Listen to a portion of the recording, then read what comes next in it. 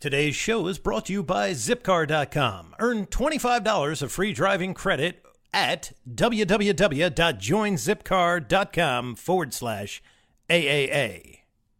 Now, on with the show. Neck-throughs, guitars, they're like a guy that won't have a beer with you. I want to hear what's pushing the notes.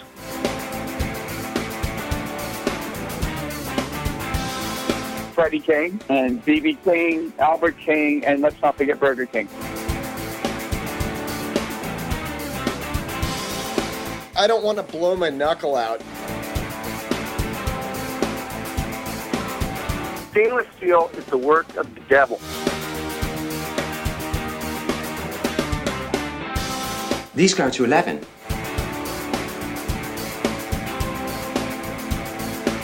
From the East Amplification Tone Labs in Baltimore, Maryland, it's the Amps and Axes Show. With your hosts, Jeff the Godfather of Low Wattage Amps Bober and Mick Marcelino. Well, good day to you, Mr. Bober. Good day to you, Mr. Marcelino. How are you? Oh, it is a beautiful day. It is. It is. So stressed. I got so much crap going on. At least it's stopped raining. And, yeah, there you go. The monsoon walked away. Yeah, at least for now. Speaking of monsoons. That's right. Monsoon of listeners? That's the downloads. Gotta thank you guys so much for that. Excellent. Can't thank you enough.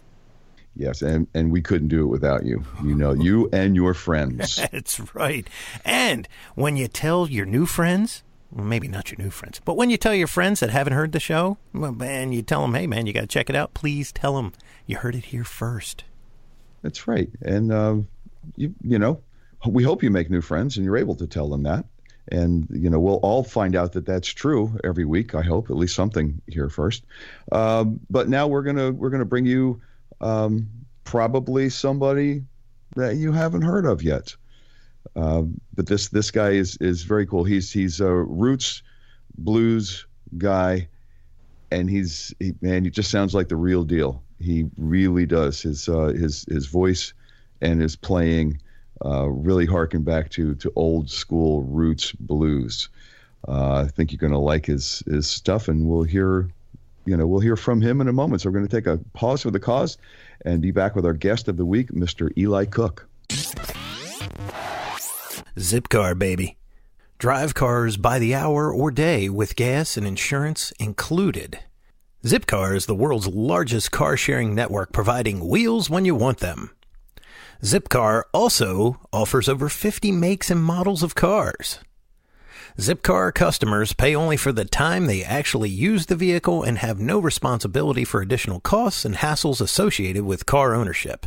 Zipcars are interspersed throughout local neighborhoods where they are parked in reserved parking spaces and garages within an easy walk where members live and work. Zipcar customers can book a designated vehicle using their mobile device through Zipcar's website or by phone. Unlock the selected vehicle with their Zip card and drive away. Like car owners, Zipcar customers can choose when and where they want to drive. They also have the option to choose the make, model, type, and even color of the vehicle they want based on the specific needs for each trip and available Zipcars in their area. So, to earn $25 of free driving credit, go to joinzipcar.com/AAA. Again, that's joinzipcar.com/AAA to earn free driving credit. Come on, man. It's Zipcar. Hey, this is Ariana Powell, and you're listening to Amps and Axes.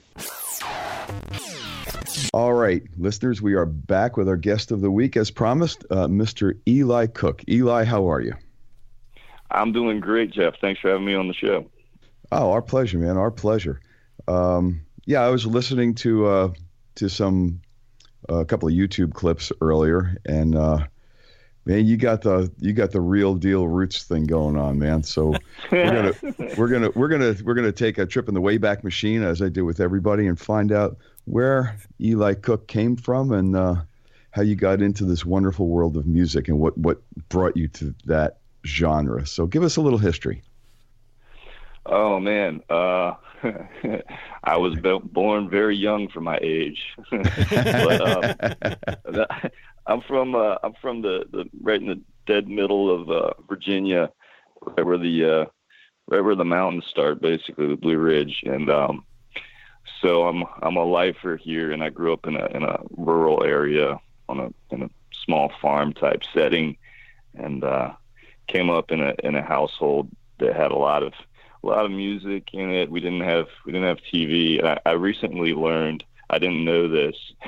I recently learned we didn't actually have a phone until I started school. But I didn't realize that because we were kind of remote, so I didn't have any point of reference. But anyway, so coming up, we listened to the radio a lot and heard a lot of music, and the records my parents played were all mostly stuff from the 60s and 70s. So it's pretty heavily influenced by the blues and roots music revival of that era. And so I picked up the guitar when I was 13 or 14 because I saw my older brother playing. And I just sort of did what the records told me to, man. So you started at like 13 or 14. Nice. Was you mentioned your brother played, parents play, or how did you guys come about playing guitar? My parents didn't play. And my brother, he was a couple of years older than me, and he started taking lessons. And basically I got the bug because I saw him playing and saw friends of his, playing. I think around that time, Rage Against the Machine was all the rage, no pun intended. But so saw the older guys playing Jimi Hendrix riffs and Rage Against the Machine riffs and all that, and so I said, I could do that, and so I started playing on my dad's old Takamine, and I think the first thing I figured out how to play was, I think, Whole Lotta Love, Communication Breakdown, because I could do those things on the low E string. Mm-hmm. And what was it, like Come As You Are, same thing. It's pretty much it's a riff on the low E string and stuff like that. And I learned all by ear. I think I had one lesson when an older bass player, gentleman that I knew, insisted that I learn the names of the notes and the names of the chords because it was driving everyone nuts when I tried to play music with them because I didn't know what anything was called. I started playing at sort of community events and church, playing in church, and the music that I played, because I was so focused on blues and roots music, the gospel music that I learned was all Mississippi John Hurt, Fred McDowell, Reverend Gary Davis, that sort of thing. So to me, that was gospel music, but I was playing these songs in, predominantly white churches. That I started getting asked to attend some like late night, backwoods Baptist gospel revival tent revivals and perform, which, when I was probably 15 or so, 16. And I would read the history of musicians like John Lee Hooker and all the players, Buddy Guy, B.B. King, things like that, and it always said they came up playing gospel music and blues and rock. So to me, it seemed at the time like, oh, that's the natural progression. That's how it's supposed to work.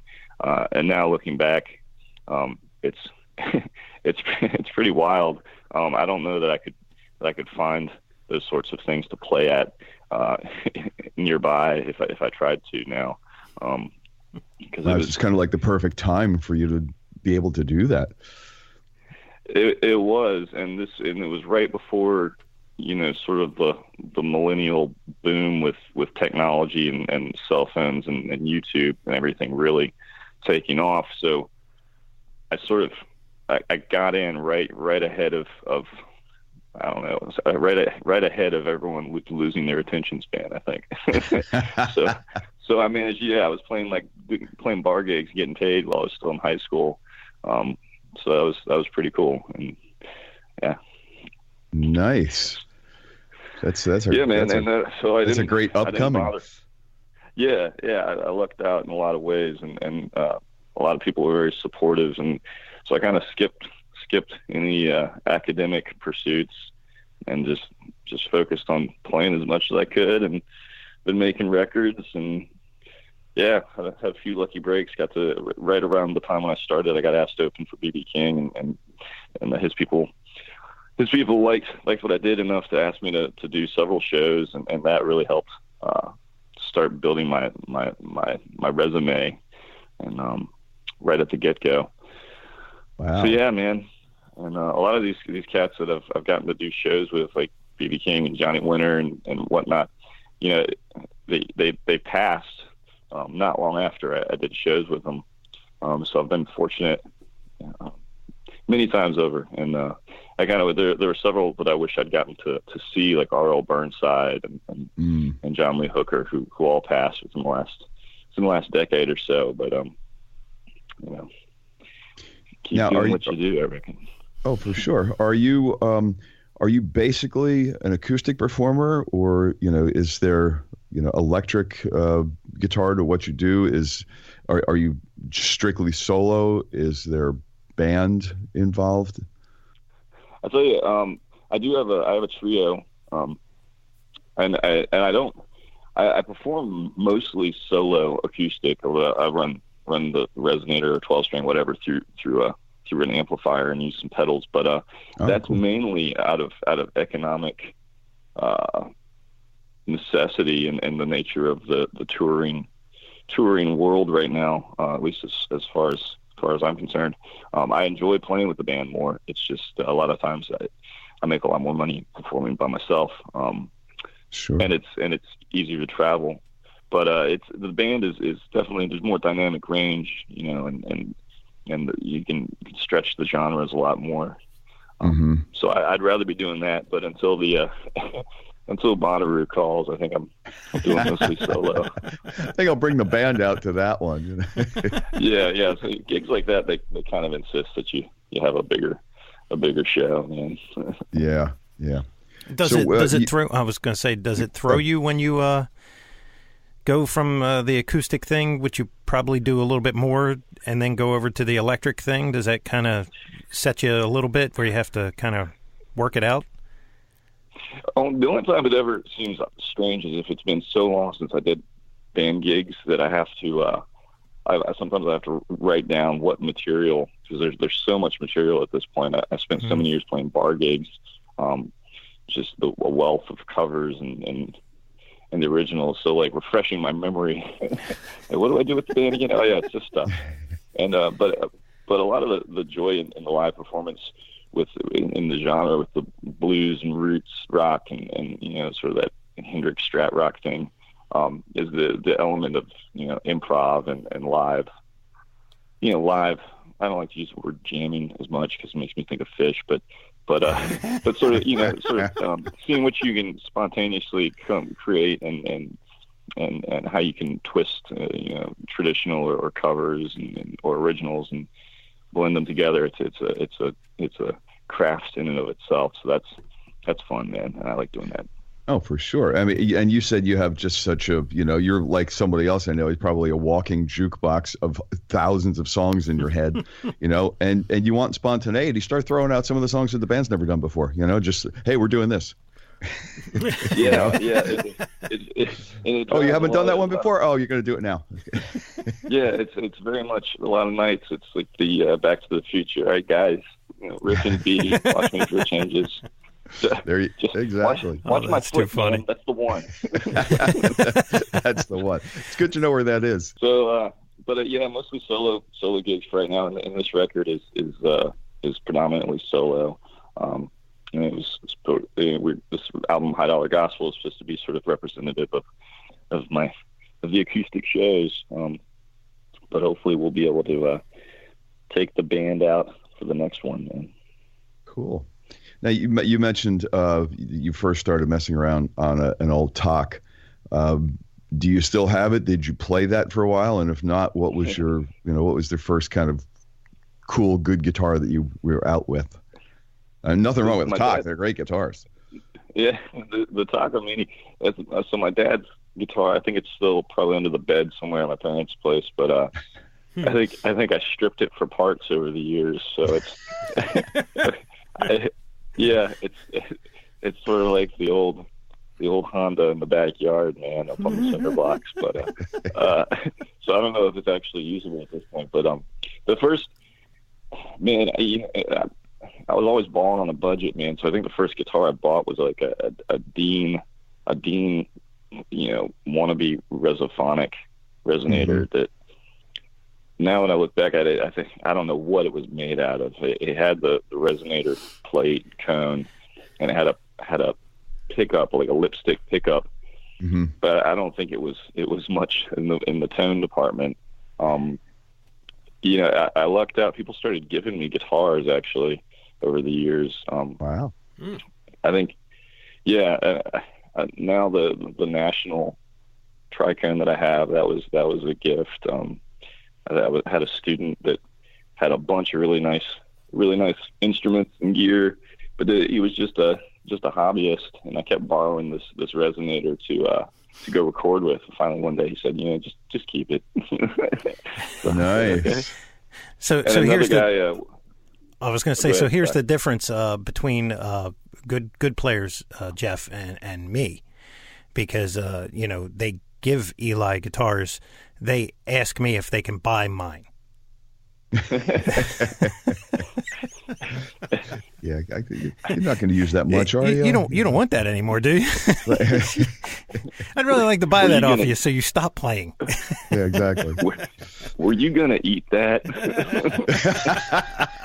Exactly. But and then my number one electric axe is a Strat. It's a 50s reissue Strat that I found in a pawn shop, and that's been Frankenstein over the years now. I think the only thing original is the body and some of the guts, but it's I put a Warmoth neck on it and changed out the pickups tons of times.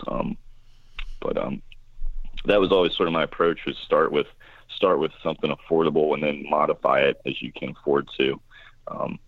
But then people started giving me stuff, and I haven't had to do that as much. Free seems to be great. Awesome price. It's an awesome price. Yeah, but I mean, some people buy guitars and just don't touch them. And if it's really not right for them in the long run, sell it or just keep it. But you can by yourself do a whole lot of things to your guitar if you so choose. There's just so much out there nowadays. Especially as far a Strat as too. Yeah. Oh my God. Yeah. Just aftermarket stuff is it's bountiful. Yeah. It is, and if you go that route, it forces you to really learn the intricacies of how the instrument works. Same thing with amplifiers. If you want the tube amps, they're simultaneously kind of simple, but to get them to really go to the next level, there's some tricks to the trade to tweaking them that they pretty much figured out back in the 70s. But if you're going to do it yourself, that you got to learn that stuff and basics about electricity, and it's, to me, it's cool. It's fun to geek out, and you meet other fellow geeks, and the whole community there, man. It's great. Absolutely. So, what is your amplifier of choice, and what did you start with, and where are you now, as far as amp goes? I think the first amp I got was a pawn shop PV solid state, something or other from the 80s, that I'm sure I thought sounded great and probably sounds atrocious. But pretty quickly there was a guy that played in town. He's hailed from New Orleans, an older player, and he was getting rid of his old 60. I want to say it's a 67 Super Reverb. And he took it to the local guitar shop, and he had it on consignment. And I went down to a gig he was playing. He played with like a old New Orleans type roots blues group. And he said, he asked me what kind of amp I had. I told him, he's like, "Oh man, you need a Super Reverb." And he said, "And I know just the one that you need. So you got to go to the store and buy my amp." So I did, and And it's a great amp, and I it was like all original speakers, original pots, caps, everything. And I haven't changed it. I think I've had to replace a few tubes. But what I did is I bought a reissue Super Reverb as well a couple of years after that, and so I keep the old one pretty much at home for recording, or if I have a real fancy gig. But I took the reissue Super Reverb and I started modifying it over the years and tweaking it out, and now it's a hot rodded Super, but it sounds awesome. Man. It sounds like somewhere between a Plexi and just a ridiculous Fender amp. So it's nice. It's cool. It's versatile. And now with the age of pedals, if you have a really clean platform 2 amp with a lot of headroom, if you get the right pedals, you can really manipulate all the sound and tone you need from your feet. It's very efficient in that way. Yeah, and honestly, nowadays I think there's more pedals out there than there are guitar parts.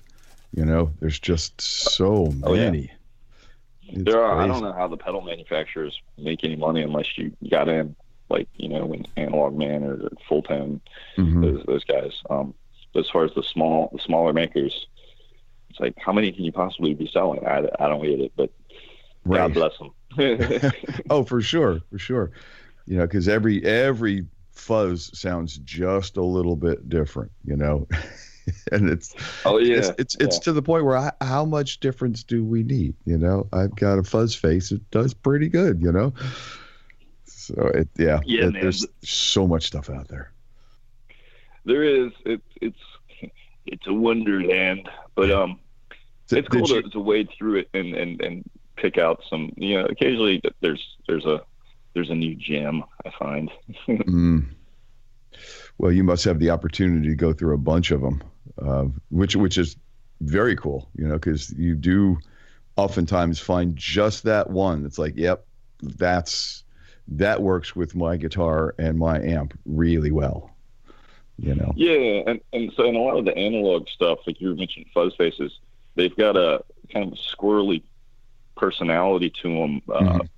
Where they change, like they don't sound the same as they warm up, they change, and it's different gig to gig, which can be a pain, but it can also make it it keeps it a little more interesting and exciting. It's like, it's not going to be the same thing every time you take it out of the box, so that's kind of a fun element as well. Yeah. What did you, if you don't mind me asking, and you want to geek out a little bit, what did you wind up doing to your amp? I mean, a Super Reverb is probably my favorite Fender because it is the closest to the early Marshall stuff, tone wise and everything. What did you wind up doing to it? Well, the first thing was swapping out speakers. You go with a higher wattage capacity speaker, and that's mainly to keep the low end as super tight as possible, and yet you're able to crank it, which if you're playing single coils, you want that. It's part of that tone. So louder speakers, and then lower wattage preamp tubes. That helps keep it clean as well, keeps you from distorting the signal. And then the other thing is the output power transformer, which basically it's funny. It's like pickups, man. Like there shouldn't be a difference in one transformer to another because you're talking about just current flowing through. But I think the difference comes in the component qualities. So for sure, a better grade material of metal that they use. I guess they use copper. There's various degrees of quality in the materials.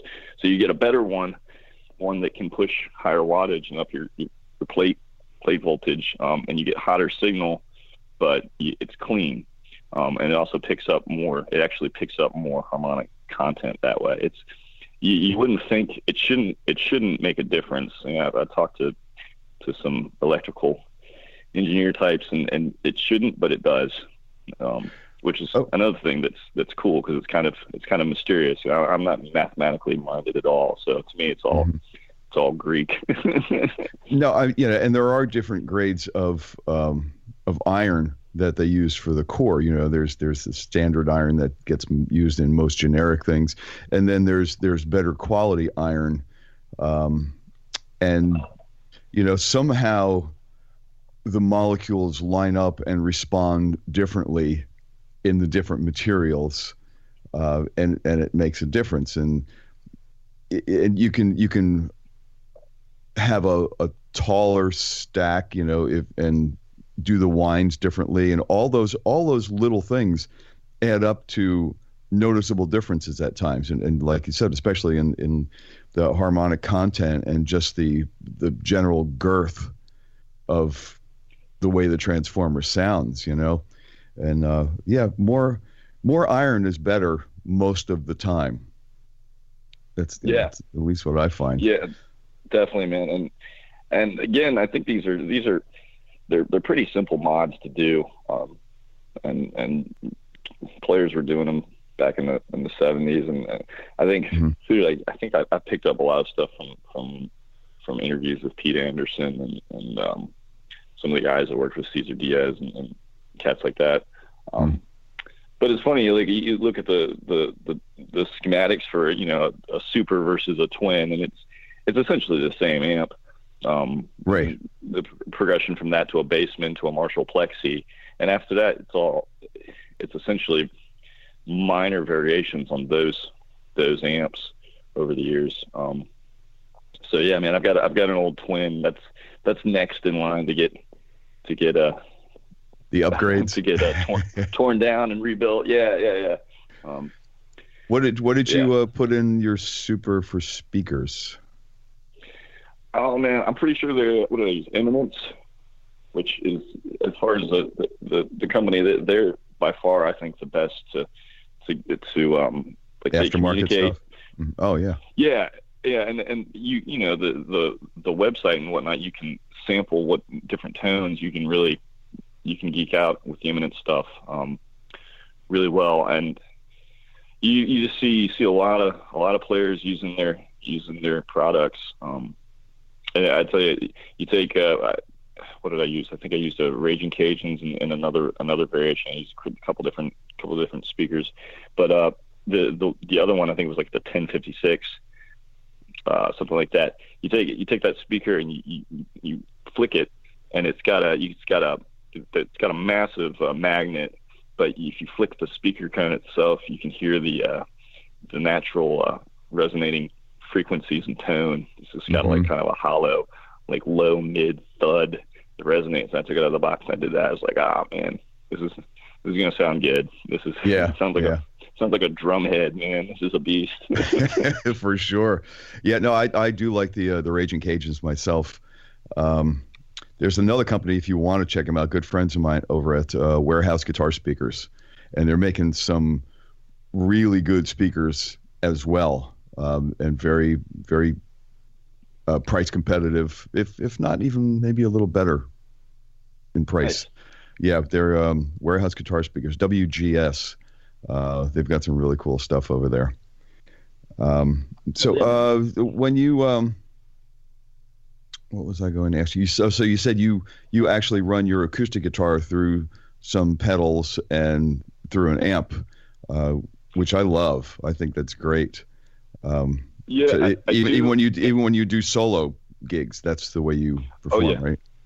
Absolutely. And part of that was out of necessity. And you try to put mics on an acoustic guitar, and if you're playing bars, it's just a pain, man.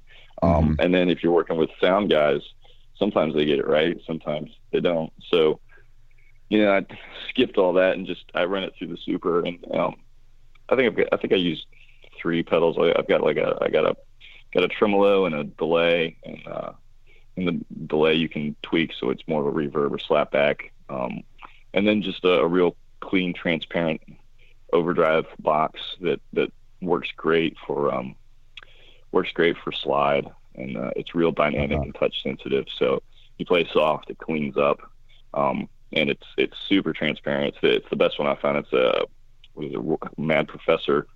I think it's a royal blue. Cool. Yeah, I want to say they're made. I want to say they're made in Sweden or something, one of those Scandinavian countries.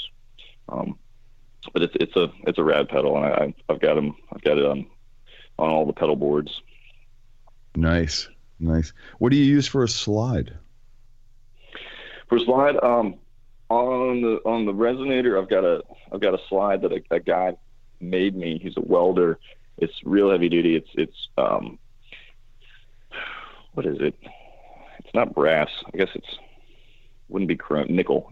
It's nickel. It's real heavy, and it's a little bit longer than a typical slide, like the Dunlop slides you get at the store. Mm-hmm. So the Nationals have a wider string spacing, which makes them fingerpick easier, and also you can fingerpick and you can, but real aggressively more easily because the strings are farther apart. But this slide, it's real long, so it covers all the strings very easily, and it's really slightly curved. It's kind of neat. So if I ever lose this slide, I'm gonna be hurting, man. But it's great, and with the Nationals, you got to play such heavy gauge strings to get them to sound right. So you're playing like, I want to say the low E's, like a 59 or a 60. Wow. So this heavier slide really, it makes it work, man. Yeah. But I don't use it on the electric for slide. On the electric, I think glass sounds best. Cool. What was I going to say? The National, is that a do you play that on your lap? Kind of like a slide. If I feel like showing off, I can. typically I play it standard. It's because it's not a square neck. It's oh, okay. Yeah, but it's cool. The National is it's the only guitar that I got, and it's set up perfectly from the get-go, and I've never had to intonate it. I've never broken a string on it. Wow. The only acts I could say that for as well. They really they know what they're doing, man. That's really cool. You mentioned new CD, right? Is it out? Is it coming out? And what is your recording process like when you go to record a new release? Sure. Let's see. Yeah. So the new record's called High Dollar Gospel, and it drops this Friday the 18th. Oh, nice. And it's on pre-sales on iTunes and Amazon, all that good stuff. So let me see. The recording process. All the records I've done. What I've learned is it's best to have your songs sort of written for the most part, and then you go in and you start laying them down and basically weeding the ones out that don't fit together as well. And this project I wanted to keep as organic as possible. So there's a lot of the tunes are literally setting up the mics, and then I just sit down and play and sing, and then we might go back and layer in some percussion or an upright bass, something like that. But for the most part, it's just live and raw, and that's not an easy animal in the studio, and it's something that I think a lot of people that go to record don't do these days, because the technology and recording equipment is so advanced now that you could make a good sounding record without hardly touching an instrument if you wanted to. And between auto tuning and whatnot, so trying to capture a vibe and hit all the right notes all the right time, it's you have to plan on so many variables, and you have to figure out so many finite elements in the recording process that typically you might not be concerned with. So that was fun. That was a sort of a different animal. If you're making a rock record, it's hard to get it sound as full and whatnot as every other rock band does these days. If you're competing with the Foo Fighters sound, you gotta layer, and you gotta you gotta compress the drums, and this, that, and the other. So it's a whole, trying to go the roots, organic sort of like a classic country almost approach to recording a record is different, and so that was interesting. It's different compared to the current recording process, but it's very true to form, for the genre, going way back. I mean, how else was it done? That's how you did it, Yeah, and I tell you, man, I've listened to some. I was at there's a facility that is part of the Library of Congress where they remedia format all the recordings and video, audio, everything in multimedia formats to preserve them. And so they've got the best audio equipment set up. And I went in there with a friend, and they played me some old 45s from like the early 30s, and they have gear that can clean the audio up as it's being played off the vinyl. It can clean up some of the white noise and the pops and scratches before it hits the speakers. And I tell you, you listen to that stuff, and it sounds like you're in the room with whoever, Roscoe Holcomb or whatever banjo player and guitar player.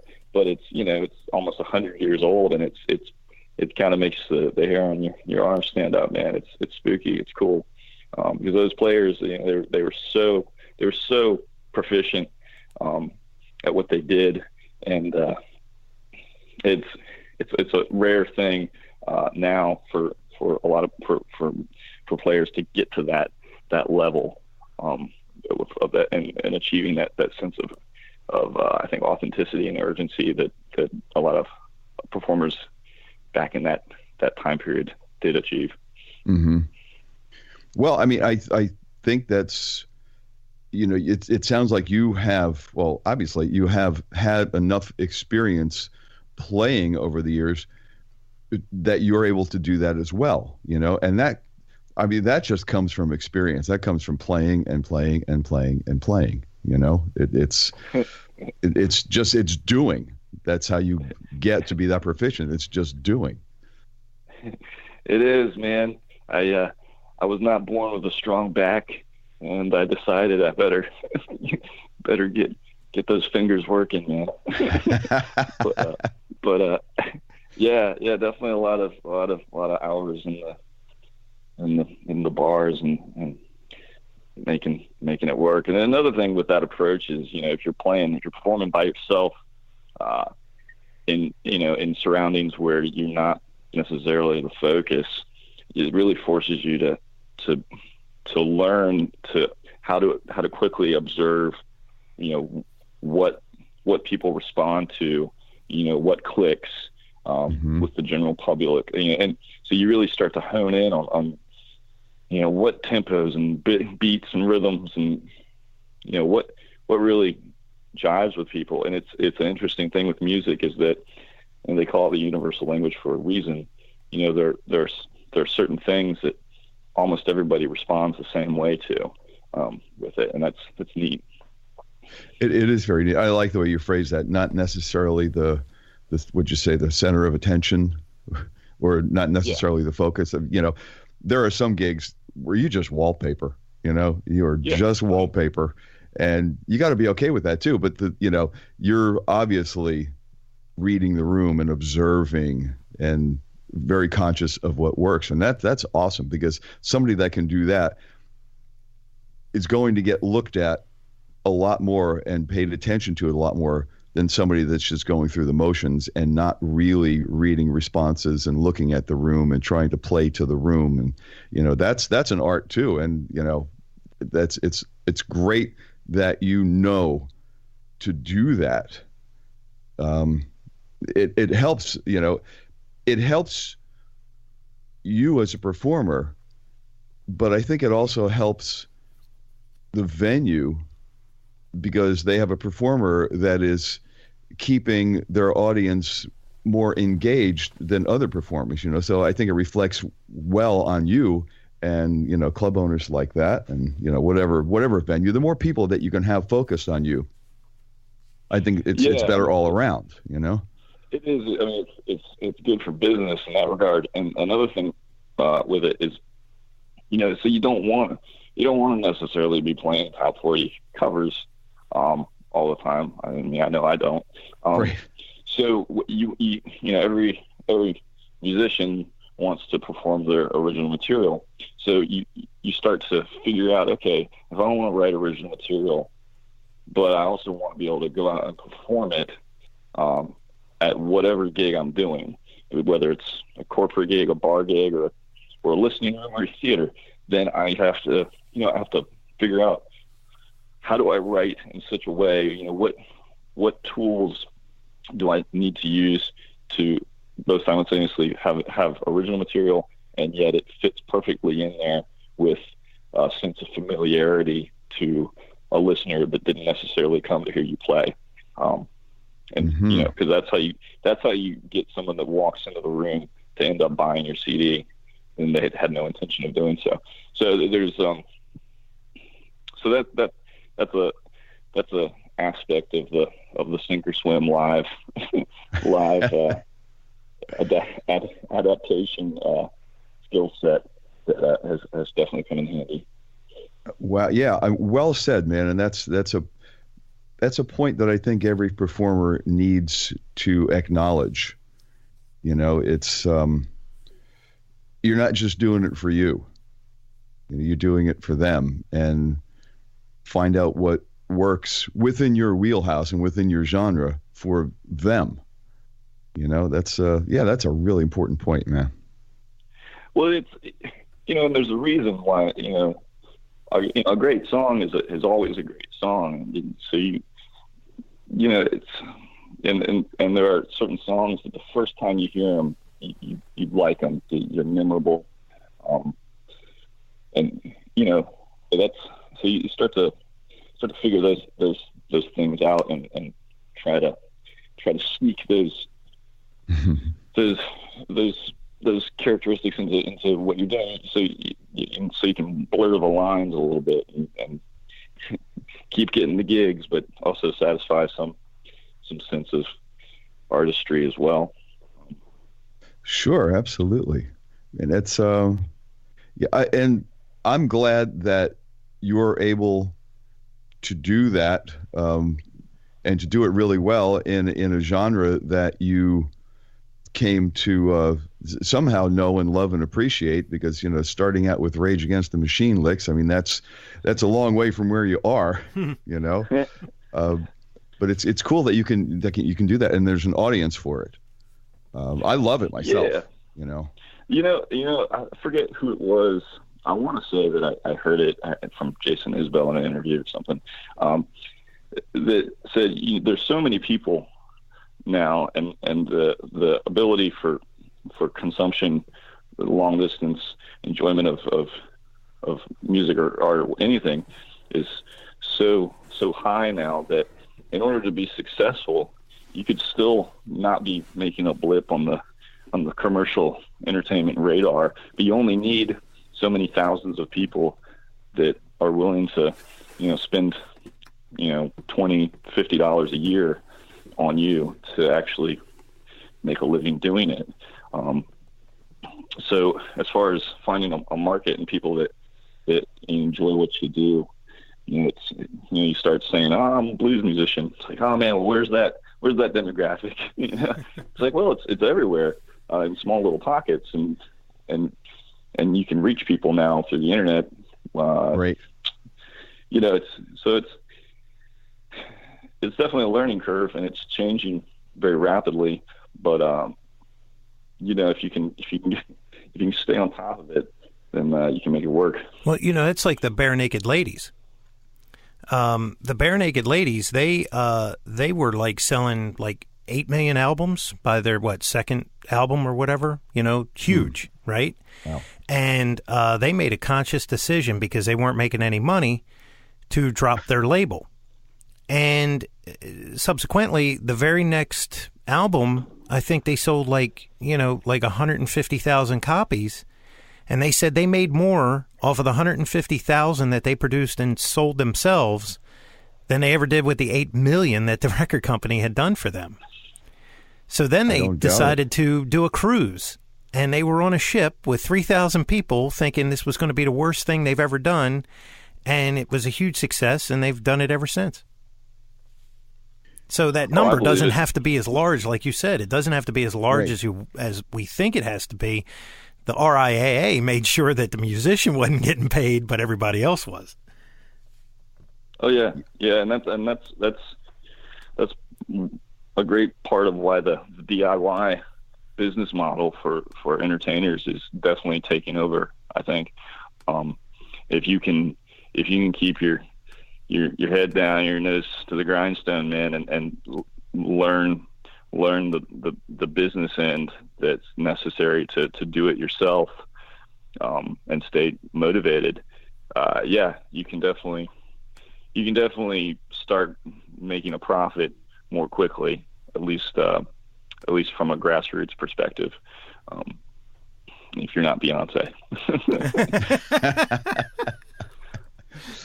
Well, no, I don't think any of us wants to be Beyonce, so. Maybe her checkbook. Well, there's that. That's that's right. I could live on less than her checkbook. It's fine. Yes, that is true. I've been living on dreams for a long time now. I hear a song lyric there. Or is that already a written song lyric for you? Oh man, I'm sure somewhere. I'm sure it is. Well, man, are you touring at all? Small to mid-sized tours? Do you do like weekend fly dates like a lot of people do now? What's your performance schedule look like? Yeah, definitely on the road. And I play constantly in my home region base around Virginia and the immediate states. But in the fall, I think I'm gone for most of September and October, all over the Midwest, out through Colorado, New Mexico. I hit a lot of sort of small town, rural communities, which seems possibly counterintuitive, but you end up doing very well in areas where there's some sort of a cultural performance center, small theater, live arts, what have you, but very little else. If the only thing you have to compete with is essentially a high school football game as far as live entertainment, then you notice that a lot of people are very appreciative, and you end up filling venues that in major metropolitan areas you struggle to do so because there's just so much competition. So we go out through Arkansas and Alabama and hit some of the backwoods areas, man, and stay pretty constantly busy with it. How do you find the venues? Do you have management, or you do this on your own? It's a combination. Okay. So in some areas there are booking agents that will help, because they live there and they have some more keen knowledge of the venues. But a lot of it is just doing the homework, and I do a lot of the bookings myself. And I've got some people that help me, but it's definitely a grassroots, self-contained production. But yeah, and I still take my dad goes with me a lot of times on the road, helps with driving, and he's great, man. He's what do they call it? He's like everybody's dad. He talks everyone's ear off, and I don't have to. And he hawks the merchandise and ends up giving away more stuff for free than he should. But it's great, man. We're building relationships out there on the road, and it's cool. That's awesome, man. That is really awesome. Yeah, I think Jeff, as we interview more and more of these guys, you find that the level of success, I think what we grew up with, is one of those really unobtainable things anymore, just because of the way that the dynamic has changed, where there, it's so much self-promoting, and it's so much of the, just you got to be in front of everybody. And when you can't do it at these giant levels, but you can do it at these small levels, you can still make a living. Yeah. And be on a lot of radar. You may not be the next Eddie Van Halen, but I don't know if that day will be in our presence anymore with, just with the way that the industry has changed. It's true. And there's, there's not a lot of backing, from record companies, from what's the word I'm looking for?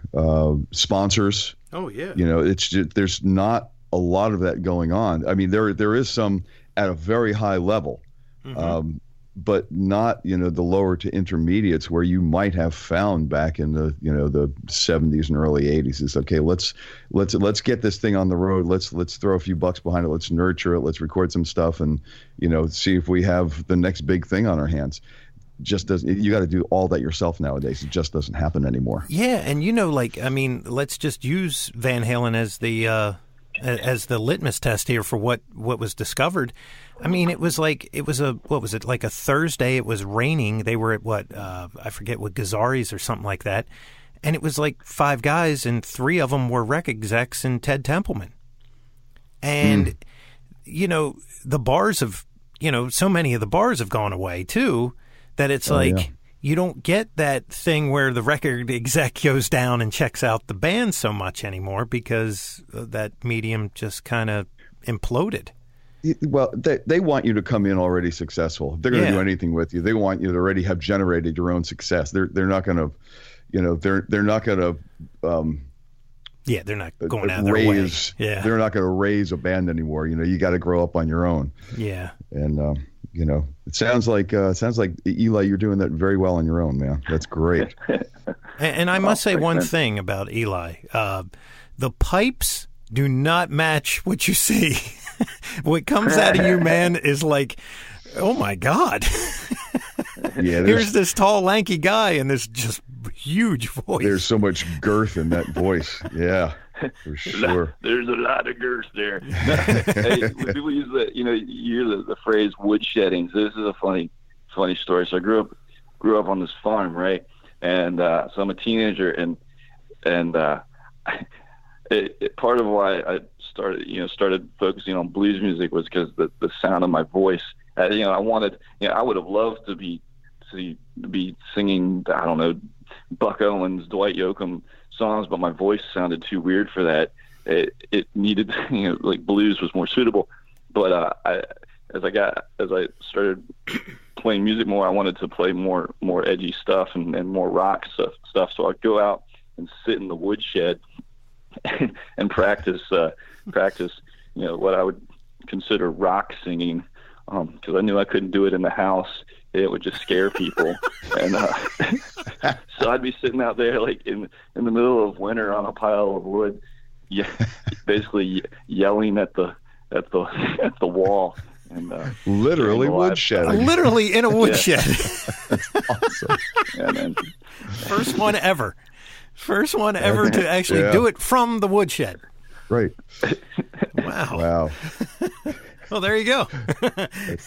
What is Greg Martin's YouTube thing he does? From the Outhouse. It's not really from the outhouse, but it's called From the Outhouse. I thought that's funny as hell. Wow, that's awesome. Well, Eli, I got one better for you.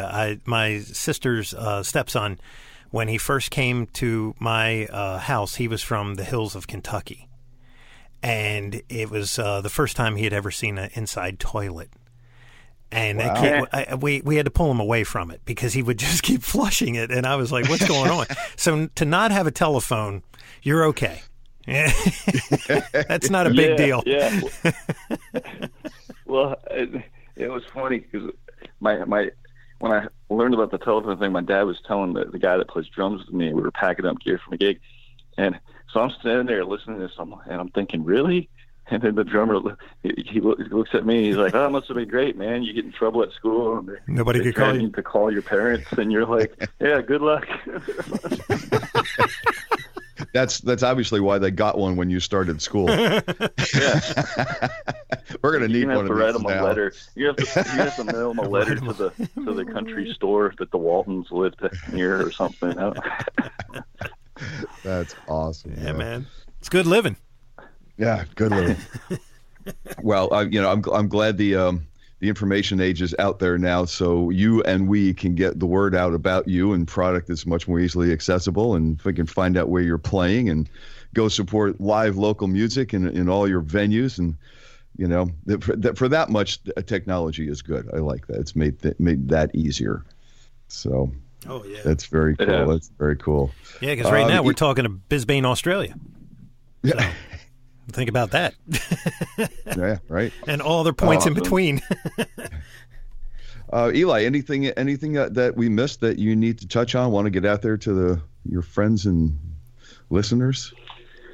EliCook.com. We got a new record coming out, and you can buy it everywhere online. And going to be on tour all through the fall, all over the U.S. So. Check it out, man. I might be coming to a town near you. That's right. And we will have that website and all up on our website with the episode, and it will live in perpetuity. That's right. When it goes into the archive, so go check it out and make sure that you click on all the stuff, buy his merch. It's good stuff. Absolutely. Support music, man. Support it. Very good. All right, Eli, thank you so very much for taking the time, man. Really a pleasure to speak with you, and much continued success. Oh, thank you so much, Jeff and Nick. And there you have the story. Yeah, I had to step away, so now I have to listen. I had to walk away from the mic for a good bit of time, and I missed a majority of that. But I've checked out his videos and stuff, and. Man, huge pipes, but really cool licks too. The guy has some really killer stuff that he does. Yeah, no, he's one of the guys that's like the real deal in roots. Yeah, blues, Yeah, and the whole church thing. When he said that, I was like, well, that's where it is. That's where it made sense. Yeah, that's where it came from. Yep. Yeah, very cool, man. Very cool. Wish him nothing but continued success, and I hope the blues market grows little by little. I think it is. Yeah. It's it's one of those things, Jeff. It's like because you don't see it, physically, like we used to see it. It used to resonate. It would be this thing in your car that you turned on when you got in it called the radio, right? And you would hear it, and then you would go buy it, and that's how it worked. Now, not so much. I mean, let me give you a case in point here. I discovered this guy, and I can't believe that I discovered this guy, and I'm desperately trying to get him on the show. I'm trying to find his info. Matter of fact, if any of our listeners know how to get a hold of this guy, please send it to me at ampxcast.com. Or no, at ampxcast. What is it? ampxcast@gmail.com. There we go. Just go to our website and contact me. Anyway, This guy's name is Mike Orlando. Now, Mike Orlando, I don't know how he slipped through the cracks. This guy is an absolute beast. And anybody that has seen his stuff or has any of his music, you will agree. It is as if Yngwie Malmsteen, Nuno Bettencourt, Paul Gilbert, and Rusty Cooley had a love child and then bathed it in a tub of creatine for about a week. Now, the thing is it's not just speed. This guy has riffage that is unreal, and he can cover styles from totally ridiculously blazing to the most soulful thing that you've ever heard, almost to a jazz type thing, sort of like a Guthrie Govan, but he even steps on that gas pedal a little bit harder. Wow. So, and he plays with a band called Adrenaline Mob. And Adrenaline Mob has quite a few albums out, and Mike Portnoy was the drummer on, I think, the second to last album. I'm not sure if he's on this album or not. But, that's the thing that is so different now, to where we kind of get, we kind of have our world, right? We walk around our little 2-foot space, and we have the things that we like and we listen to. But there's so much that's going on that blues scene, I think, is just as solid as the rock scene, as the metal scene, as the, you pick it and it's there. And I think you can pack a house with it. And it's just the matter of getting that information to the people that want to hear it. Right. That's the key. Yeah, the audience is there. You just have to make the audience aware that you're there. Yeah, you kind of have to push it. It's sort of like this podcast. We have to get it. That's why we ask you guys all the time to spread the word, because that's how it gets spread. I could rent the world's largest billboard, but it doesn't go around the world. Well, if only people that don't listen to podcasts see the billboard, it's useless. Exactly. So, they'd be like, "What's a CastPod thing?" What? The what? Yeah. And it is a very eclectic group that we have. The good part about podcasting that we can say about our listeners, because it is something that has now been statistically proven, because it's been out long enough, that podcasters spend money. They are true loyal listeners. Up to 80% will hang around and stick with the entire episode. And out of those 80%, it's like 90% of them stick with the show, whether it's a, slow show or a really good show. And that's the thing about podcasting that is that's kind of unique. So thank you. Well, thank you all. Yes, thank you all. Very good. Yeah, man. So until next time, my friend. That's right. I'm still Jeff Bober. That's right. And we're going to bring new guys. And my name's Mick Marcelino. Yes, it is. I know this. And we're always saying, onward.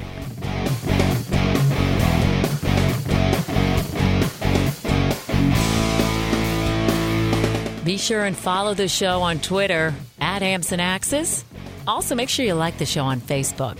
For news, comments, and everything else, visit the webpage ampsandaxescast.com. Thanks for listening.